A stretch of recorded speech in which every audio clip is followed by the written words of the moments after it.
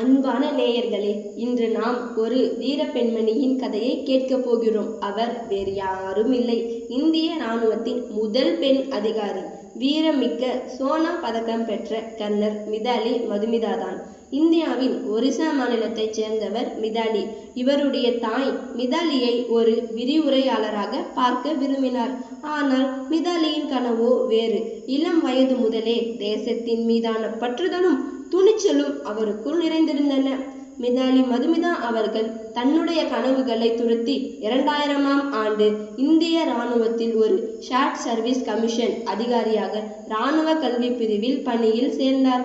அவருடைய பணிக்காலத்தில் சவால்கள் நிறைந்த ஜம்மு காஷ்மீர் மற்றும் வடகிழக்கு மாநிலங்கள் போன்ற எல்லை பகுதிகளில் இவர் பணியாற்றினார். அந்த சவால்களை அவர் அஞ்சாமல் எதிர்கொண்டார். இவருடைய வாழ்வில் மிக முக்கியமான தருணம் பிப்ரவரி 26, 2010 அன்று ஆப்கானிஸ்தானில் காம்பூவில் திகழ்ந்தது. அப்போது அவர் இராணுவத்தின் ஆங்கில மொழி பயிற்சி குழுவிற்கு தலைமை தாங்கி கொண்டிருந்தார். காம்பூவில் உள்ள இந்திய தூதரகம் மீது தீவிரவாதிகள் தாக்குதல் நடத்தினர். இந்த தாக்குதல் தகவல் கிடைத்தவுடன் தான் தங்கியிருந்த விருந்தினர் மாளிகையில் இருந்து கிட்டத்தட்ட 2 கிலோமீட்டர் தூரம் ஓடி தாக்குதல் நடந்த இடத்திற்கு சென்றார். சுற்றிலும் துப்பாக்கிச்சூடு சத்தம் மற்றும் குண்டு வெடிப்புகளால் கட்டிடம் சிதைந்து போயிருந்தது. தன்னை பற்றி சற்றும் கவலைப்படாமல் நீராயுத பணியாக இடிபாடுகளுக்குள் சிக்கியிருந்த பொதுமக்கள் மற்றும் இராணுவ வீரர்களை மீட்பதற்காக துணிச்சலுடன் உள்ளே நுழைந்தார். அவருடைய தூரித செயல்பாடு பல உயிர்களை காப்பாற்றியது.